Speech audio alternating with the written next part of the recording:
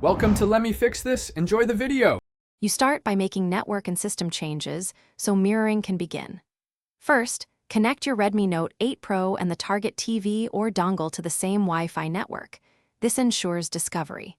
Then open Settings Connection and Sharing and enable Wireless Display or Cast. This activates the phone's sender. Once done, pull down Quick Settings, edit tiles, and add the cast tile so you can launch mirroring quickly without digging through menus. Now you begin the actual connection.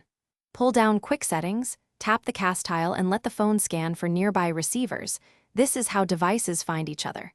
When you see the TV or dongle name, tap it and accept any pairing prompts on both ends. You may need to confirm a code. If you use a Chromecast or Smart TV, switch its input or open its app to complete pairing. Make sure the phone's screen remains unlocked while connecting. Finish by optimizing and knowing how to stop mirroring.